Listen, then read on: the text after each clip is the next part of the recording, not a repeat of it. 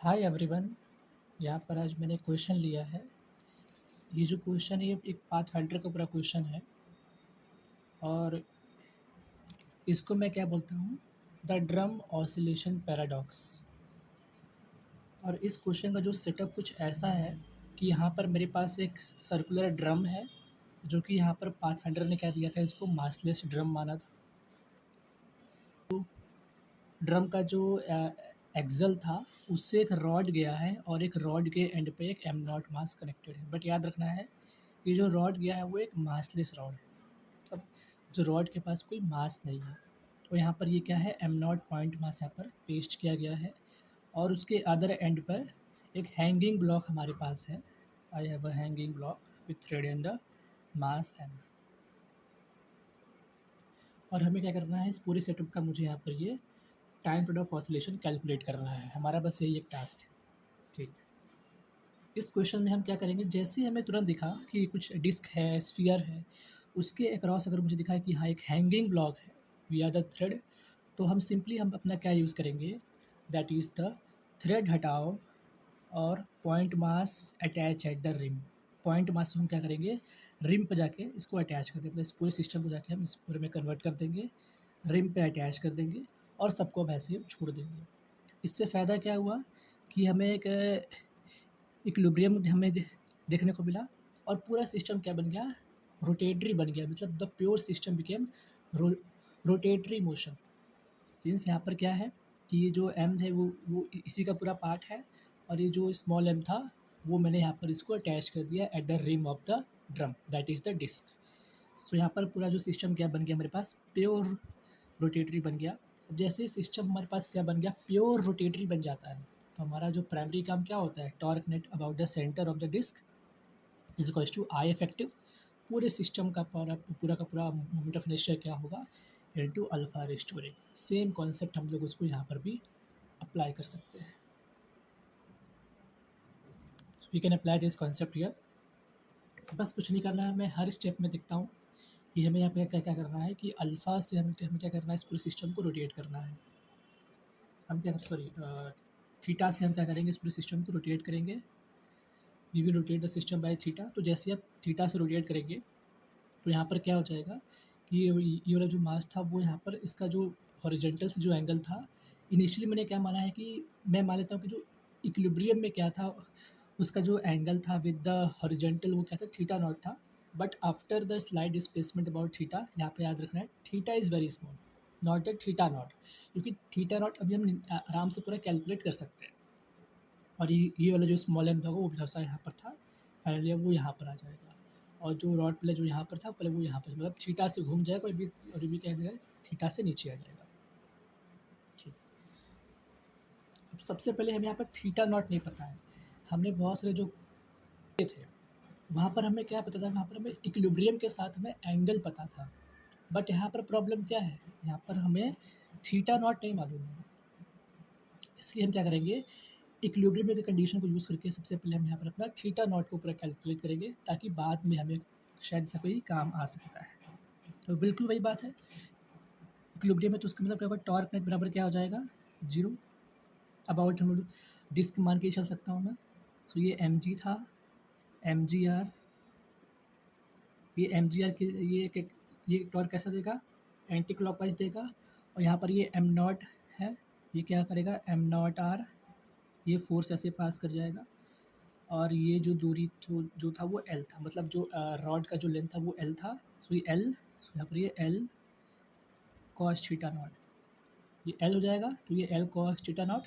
सो यहाँ पर एम जी है और जो परपेंडिकुलर जो डिस्टेंस है वो क्या है, एल कॉस थीटा नॉट। इसका मतलब अब ये जो टॉर्क देगा वो किस तरह से देगा, क्लॉकवाइज देगा। तो minus M naught G L cos theta naught is equal to zero. यहाँ से अगर हम कॉस थीटा नॉट अगर कैलकुलेट करेंगे, so that will be simply your M naught L upon में एम आर, हाँ एम आर। आई थिंक थोड़ा सा मिस्टेक हो गया, सॉरी। इसका रेसिप्रोकल होगा, cos theta naught is equals to M R upon में एम नॉट एल।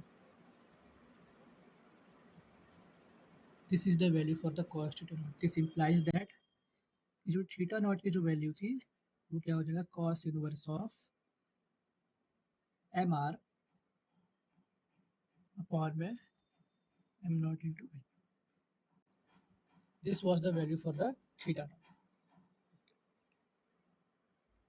अब हमने क्या किया कि इसको हमने क्या किया, एक स्मॉल एंगल थीटा के साथ इसको मैंने रोटेट किया। याद रखना है जो थीटा यहाँ पर क्या है, स्मॉल एंगल है।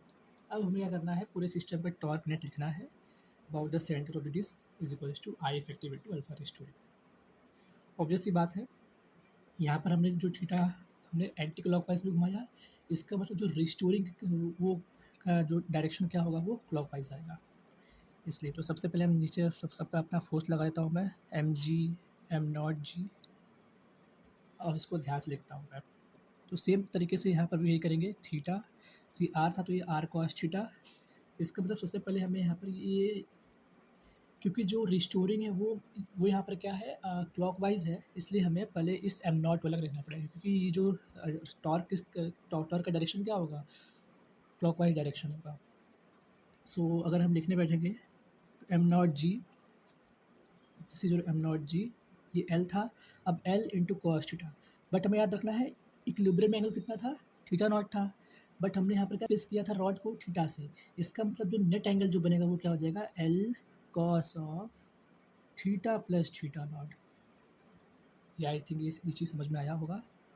You can also use here, ये एल है और ये क्या था, थीटा प्लस थीटा नॉट हो गया, और ये एम नॉट जी था, एम नॉट जी था, इसलिए L cos theta, L cos theta, क्योंकि यहाँ पर हमें परपेंडिकुलर दूरी चाहिए होती है।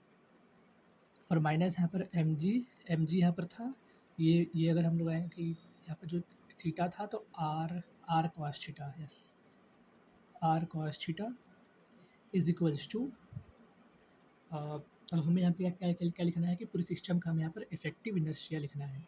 अब ध्यान रखना है कि जो डिस्क यहाँ पर जो ड्रम है वो मासलेस है, और यहाँ पर जो रॉड है वो भी मासलेस है। मतलब जो इफेक्टिव इनर्शिया आएगा वो इस एम और एम नॉट मास की वजह से ही आएगा, और किसी फैक्टर से नहीं आएगा।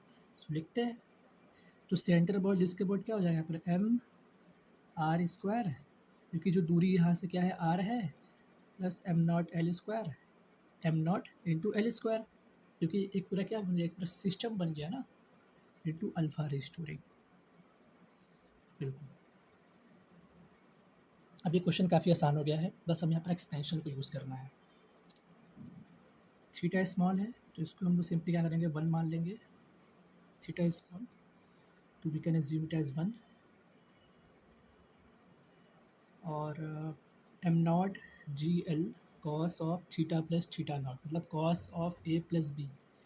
तो cos of A plus B क्या होता है, cos theta into cos theta naught minus sine theta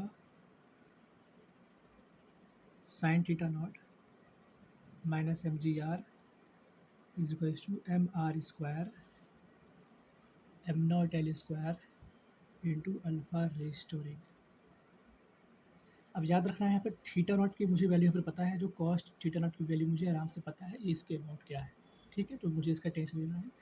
और यहाँ पर कॉस्ट थीटा वैल्यू क्या हो जाएगी वन, क्योंकि थीटा इज़ वेरी स्मॉल।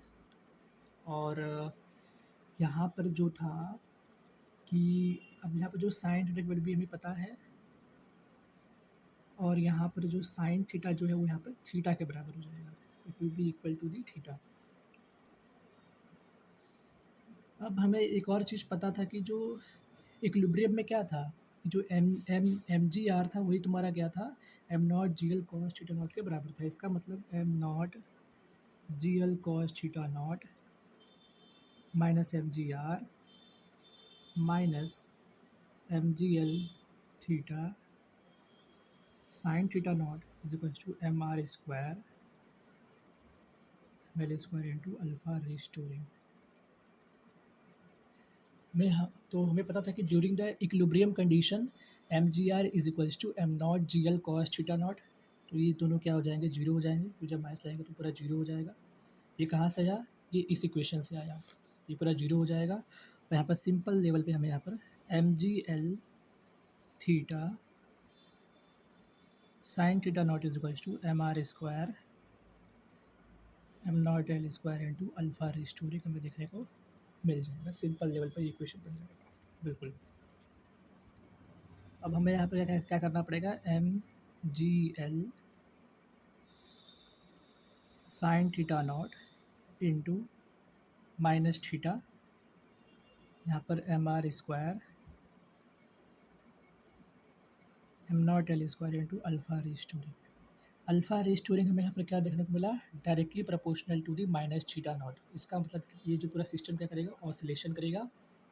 और जो साइन थीटा नॉट की जो वैल्यू हो जाएगी वो क्या हो जाएगी, under root of 1 minus cos square of theta naught. यहाँ पर जो कॉस स्क्वायर जो थीटा नॉट की जो वैल्यू थी वो क्या थी, एम आर का स्क्वायर एम नॉट एल का स्क्वायर, ये वैल्यू हो जाएगी। और थीटा नॉट, इसका मतलब जो टाइम पीरियड ऑफ ऑसिलेशन हमें यहाँ से कैलकुलेट हो जाएगा। Now you can do it's by yourself, क्योंकि सिंपल बस हमें क्या करना है, साइन थीटा नॉट को बस हमें पर पुट करना है और ये हमें यहाँ पर टाइम पीरियड ऑफ ऑसिलेशन देखने को मिल जाएगा। If you match the answer, आपको आंसर एकदम करेक्ट देखने को मिलेगा, इसमें कोई भी एरर देखने को नहीं मिलेगा, आंसर एकदम करेक्ट है। So don't take tension. So यहाँ पर जो है, यहाँ पर सॉरी एम नॉट होगा यहाँ पर, पहली बात तो यहाँ पर क्या हो जाएगा, एम नॉट होगा, ठीक है। तो m naught g sine theta इसके बराबर हो जाएगा और is equals to M R square M naught L square into alpha raise to. और यहाँ पर जो साइन थीटा नॉट की जो वैल्यू थी वो हमें पता है कि that is 1 minus of cos theta not का स्क्वायर। तो ये हमारे पास क्या था, कॉस थीटा नॉट का स्क्वायर के बराबर था।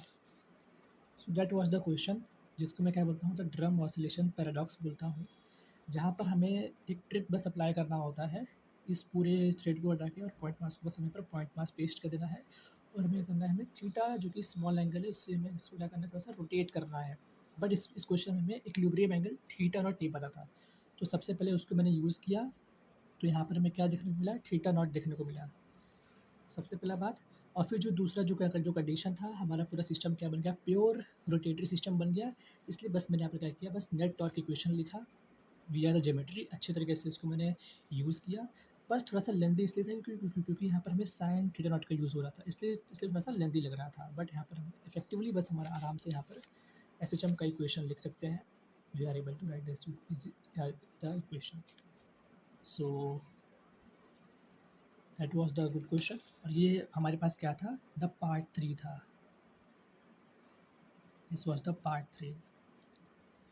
सो पार्ट 4 के लिए आप क्या कर सकते हैं, सब्सक्राइब कर सकते हैं, ताकि मैं पार्ट 4 लाऊँ, थोड़ा सा जो लेवल अप मैं करता चलूँगा, since these are all are the best question of the SHM। So this question was taken from the Pathfinder BYU Pathfinder BYU 19। ये जो सवाल मैंने कहाँ से लिया है, पाथफाइंडर बिल्ड योर अंडरस्टैंडिंग मैंने कहाँ से लिया है, 19 से लिया है। So you should repeat this question, आपको ये क्वेश्चन हमेशा रिपीट करना चाहिए क्योंकि काफ़ी अच्छा क्वेश्चन है। This is very good question. So thank you.